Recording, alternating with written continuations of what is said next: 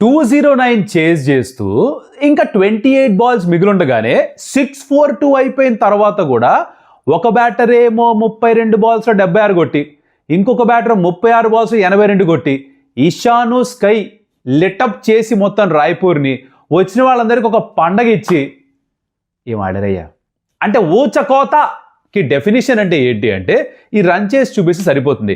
ఇప్పుడు Indian team confidence ఏమో తెలియదు కానీ ప్రపంచవ్యాప్తంగా ఈ వరల్డ్ కప్ ఆడబోతున్న టీమ్స్ అందరూ కూడా ఇలా చూస్తూ అరే ఏంద్రా వీళ్ళు ఇట్ట ఆడుతున్నారు, బ్యాటింగ్ ఏంద్రా బాబు అనుకునేలాగా ఆడారు. మరి దాని గురించి మనం కొంచెం డీటెయిల్గా మాట్లాడుకోవాలి వద్దా? మాడుకోకపోతే అసలు ఏమన్నా బాగుంటుందా? చాలా బాగోదు. Let's get started.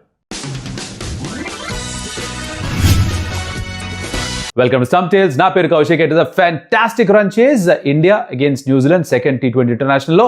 దీంట్లో న్యూజిలాండ్ మొదట బ్యాటింగ్ చేశారు. వాళ్ళు యాక్చువల్లీ బాగానే ఆడడం ప్రారంభించారు. సరే డీటెయిల్స్కి వెళ్ళే ముందర మ్యాచ్ సమ్మరీ చెప్తా. న్యూజిలాండ్ ఫస్ట్ బ్యాటింగ్ చేస్తూ 208 స్కోర్ చేశారు. వాళ్ళ దగ్గర ఉన్న 20 ఓవర్స్లో 6 వికెట్స్ నష్టపోయి.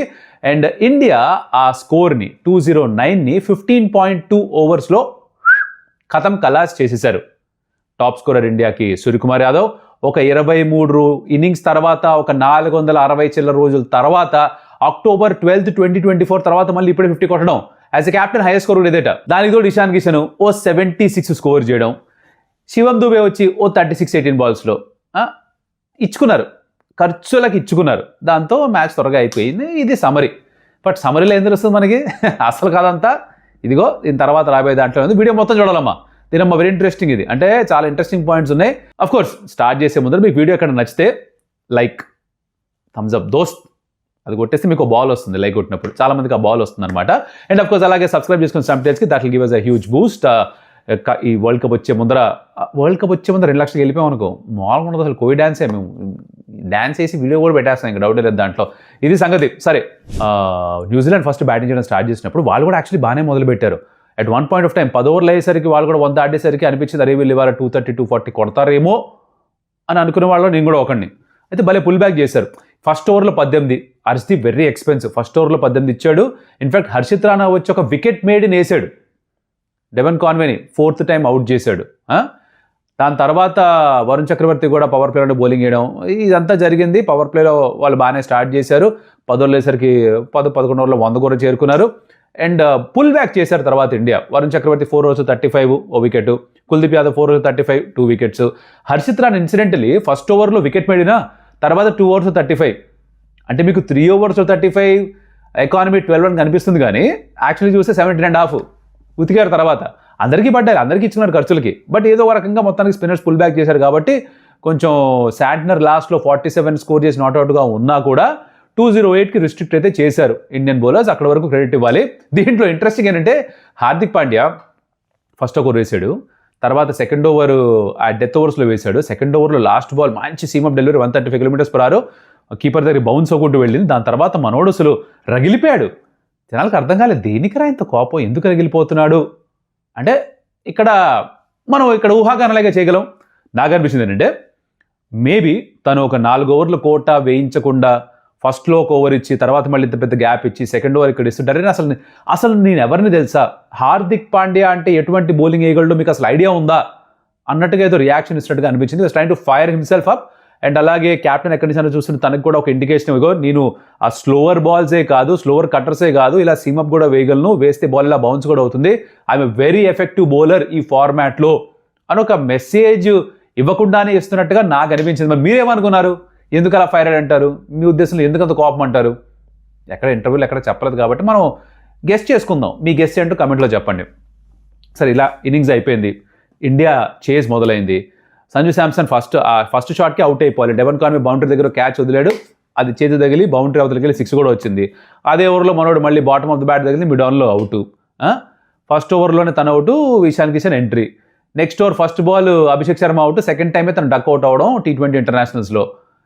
6 for 2 దగ్గర వాక్స్ అండ్ సూర్యకుమార్ యాదవ్. ఇప్పుడు మన సూర్యకుమార్ యాదవ్కి 23 ఇన్నింగ్స్గా హాఫ్ సెంచరీ లేదు. లాస్ట్ T20 ఇంటర్నేషనల్లో 32 స్కోర్ చేశాడు, కొంచెం టచ్లోకి వచ్చాడు అనిపించింది. ఇక్కడ వచ్చిందే ఓ పార్ట్నర్షిప్. సూర్య వచ్చాడు, ఇషాన్ మొదలెట్టాడు. ఇషాన్ ఏ రేంజ్లో మొదలుపెట్టాడంటే ఇక్కడ న్యూజిలాండ్ ఒక చిన్న స్ట్రాటజిక్ తప్పు కూడా చేసినట్టుగా అనిపించింది. అదే 3rd ఓవర్లో మ్యాట్ హెన్రీతో కంటిన్యూ చేయకుండా ఫోక్స్ని తీసుకొచ్చారు. ఫోక్స్ని రకరకాల ఆటలు ఆడుకున్నాడు ఇషాన్ కిషన్. ఆ ఓవర్లో బాగా రన్స్ వచ్చాయి, ఆల్మోస్ట్ ఎంత 18 ఎంతో వచ్చాయి ఆ ఓవర్లో. ఫస్ట్ ఓవర్లో 3 overs 32 అయిపోయింది. అక్కడి నుంచి మొమెంటం మారింది. 18 కాదు, ఇంకా 20 పైన కొట్టాడు ఓవర్లో. ఫస్ట్ ఓవర్లో ఉతికారేసాడు ఇషాన్ కిషన్. అక్కడ తను స్టార్ట్ చేశాడు. సూర్యకుమార్ యాదవ్ ఏమో సింగిల్ తీసుకోవడం, నాన్ స్ట్రైక్ రన్లో బాల్ అలా ఎగురుతుంటే ఇలా ఇలా ఇలా చూస్తున్నాడు. బాల్ జుయ్ జుయ్ జుయ్ అని వెళ్ళిపోతున్నాయి అనమాట బాల్స్. మామూలు బ్యాటింగ్ కాదు. అంటే ఇప్పుడు ఎస్ఆర్హెచ్ ఫ్యాన్స్ అయితే మావాడు రా, మావాడు కాటరమ్మ కొడుకు రా అని ఎస్ఆర్హెచ్ ఫ్యాన్స్. ఎంఐ ఫ్యాన్స్ ఏమో అరే మా దగ్గరే రా స్టార్ట్ చేసింది ఇషాన్ కిషన్ ఏమనుకుంటున్నారా అని వాళ్ళు. కానీ నేనంటాను ఇండియన్ ఫ్యాన్స్గా అందరూ హ్యాపీగా ఫీల్ అవ్వాలిగా. ఇప్పుడు నంబర్ 3 యాక్చువల్గా తిలక్ వర్మ ఆడాలి, తను లేడు కాబట్టి ఇషాన్ కిషన్ ఛాన్స్ ఇచ్చారు. తను ఇలా ఆడుతుంటే ఇట్స్ యాక్చువల్లీ గుడ్. ఒకవేళ గనక వరల్డ్ కప్ స్టార్ట్ అయ్యి సంజు శాంసన్ కూడా కొన్ని మ్యాచ్లు ఫామ్లో ఉండకపోతే అవసరం వస్తే ఇషాన్ కిషన్ కూడా ఆడించచ్చు top of the order, right? ఆ పాసిబిలిటీ, ఆ ఫ్లెక్సిబిలిటీ ఉంది దీని కూడా ఫామ్లో ఉంటే, విచ్ ఈస్ బ్రిలియంట్. సో ఇక్కడ కాటెరమ్మ కొడుకు అనుకుని సెలబ్రేట్ చేసుకుంటారా, ఎంఐ వాళ్ళు మా బిడ్డరా అని వాళ్ళే సెలబ్రేట్ చేసుకుంటారా, మీకు వదిలేస్తా, మీరు చూసుకోండి. As a Indian cricket fan నేను పెచ్చి హ్యాపీ, మామూలుగా హ్యాపీ కాదు ఇలాంటి ఫామ్ చూసి. అంటే ఇప్పుడు 32 బాల్స్లో 76 కొట్టాడు, strike rate 237.5, 11 fours 4 sixes, every 2 balls ఒక బౌండరీ స్కోర్ చేశాడు. అంటే ఎవ్రీ 2 balls ఒక బౌండరీ. అసలు మీకు అర్థమవుతుందా? ఒక బాల్ సింగిల్, నెక్స్ట్ బాల్ 4, ఒక బాల్ సింగిల్, ఇంకో బాల్ 6. అట్టెవడు బ్యాటింగ్ చేస్తాడయా? ఎవడు చేస్తాడు బ్యాటింగ్? అసలు న్యాయం అయ్యేది? ఇలా బ్యాటింగ్ చేస్తే ఇల్లీగల్. మర్డర్ చేశాడు న్యూజిలాండ్ బౌలర్స్ని. క్రికెట్ ఫీల్డ్ కాబట్టి తనపైన కేసు వేయలేరు, జైల్లో పెట్టలేరు. అమానుషంగా బ్యాటింగ్ చేశాడు. ఇలాంటి బ్యాటింగ్ చేయకూడదు, it should not be allowed. But Ishan Kishan did that. తను అవుట్ అయ్యేసరికి యాక్చువల్లీ 7 ఓవర్స్లోనే పవర్ 50 ఎప్పుడు అయిపోయిందిలేండి, 7 ఓవర్స్లో 100 అయిపోయింది. తను అవుట్ అయ్యేసరికి ఇంకంతా అండర్ 8 per over వచ్చేసింది రిక్వైర్డ్ రేటు.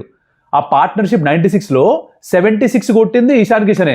సూర్యకుమార్ అది చెప్పా కదా, సింగిల్ తీసుకుని అటు ఇటు చూస్తున్నాడు. తను ఎక్కడా కానీ తన టెంప్ట్ అయిపోలేదు. నేను కూడా షాట్లు ఆడానని చెప్పి ఎక్కడా కూడా కమిట్ అయిపోలేదు. వెయిట్ చేశాడు, ఇషాన్ కొడుతున్నాడు కొట్టని అని. వెళ్ళిపోతుంటే ఇషాన్కి గట్టిగా హగ్ కొట్టించి పంపించాడు. ఇషాన్ కిషన్ వెళ్ళిపోయిన తర్వాత సూర్యకుమార్ యాదవ్ మొదలెట్టాడు. సో ఇస్మార్ట్ ఇషాన్ అనుకోండి, ఇషాన్దార్ కిషన్ ఎట్ట మీరు ఏ పేరైనా పెట్టుకోండి, కాటరమ్మ కొడికే అనుకోండి. ఉతికి ఆరేసాడా, అది అయిపోయిన తర్వాత సూర్యకుమార్ యాదవ్ తగులుకున్నాడయ్యా.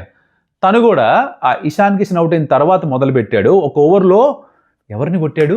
ఒక 20 run ఓవర్ వచ్చింది. మళ్ళీ ఫోక్సేనా గుర్తులేదు సరిగ్గా, ఎవరు మీకు గుర్తుంటే కమెంట్లో చెప్పండి ఏ బౌలర్నో. తను కూడా ఒక 20+ run ఒక ఓవర్ తీసుకున్నాడు. దాని తర్వాత ఇంకా తగులుకున్నాడయ్యా. ఇష్టం వచ్చినట్టు కొట్టాడు సూర్యకుమార్ యాదవ్ కూడా. October 12th 2024 అగేన్స్ట్ బంగ్లాదేశ్ 50 కొట్టిన తర్వాత మళ్ళీ ఇప్పుడే 462 days ఎంతో అయిందంట. అండ్ ఫైనల్గా ఒక 50 వచ్చింది. As a captain highest score కూడా. తను కూడా ఒక 4 6లు 9 4లు కొట్టాడు. స్ట్రైక్ రేట్ 220 దగ్గర ఎంతో ఉంది. తిరిగి సూర్య కూడా ఫామ్లోకి వచ్చాడు. ఒక 38-40% runs in front of the wicket కొట్టాడు. ఎప్పుడు వెనకాలే కొడతాడు కదా, ఫ్రంట్ ఆఫ్ ద వికెట్ కూడా కొట్టాడు. కవర్ డ్రైవ్స్, ఆ ఆన్ డ్రైవ్స్, ఆ ఫ్లిక్స్ ఇవన్నీ కూడా ఆడేసరికి సాయిరామ్ అనుకోవాల్సి వస్తుంది ఇండియన్ ఫ్యాన్స్ అందరూ కూడా. ఎందుకంటే మనోడు ఫామ్లోకి వచ్చాడు. ఇదే మనం కోరుకుంది కూడా. ఇంతకాలంగా సూర్య వస్తున్నాడు వెళ్తున్నాడు. ప్రతి ప్రెస్ కాన్ఫరెన్స్లో నేను ఫామ్లోనే ఉన్నా, రన్స్ రావట్లే అని చెప్తున్నాడు. అదేంద్ర చిన్న అటు కుదరదు కదా అని మనం అందరూ అనుకున్నాం. కానీ ఫైనల్గా రన్స్ కూడా కొట్టేశాడు. Now all of us are happy. Suryakumar Yadav ఇలా తగులుకున్నప్పుడు, ఇలా రన్స్ కొడుతున్నప్పుడు శివం దుబే వచ్చాడు. ప్రమోషన్ ఇచ్చాడు శివం దుబేకి. నువ్వు వెళ్ళమ్మా సరదాగా 2-3 6లు కొట్టన్నాడు. ఒక 100 meter 6 కొట్టాడు. 100 meters ఒక 6.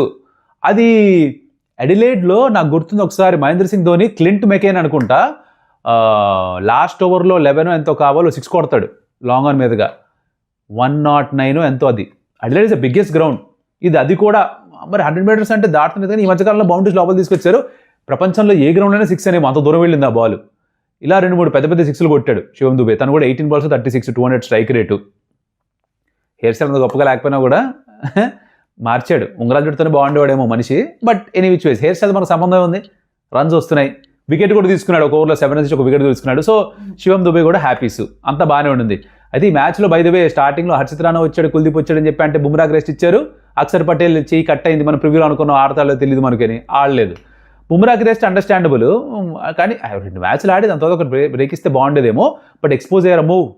మనం ఇప్పుడు పుల్ బ్యాక్ చేసారు కూడా సరిపోయింది కదా, 230, 240 వచ్చిండేది.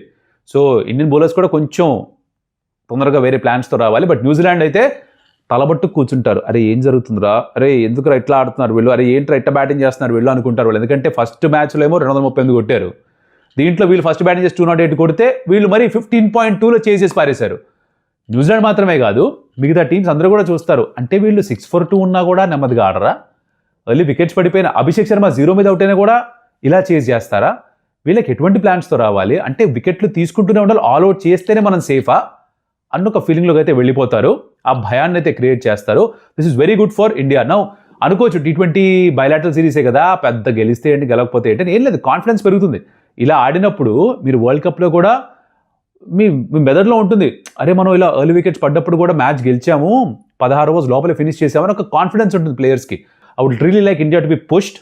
ఎస్, ఓడియా సిరీస్లో వాళ్ళు గెలిచారు న్యూజిలాండ్ వాళ్ళు, ఇక్కడ మటుకు అవుట్ ప్లే చేశారు మొదటి 2 మ్యాచ్ల్లో.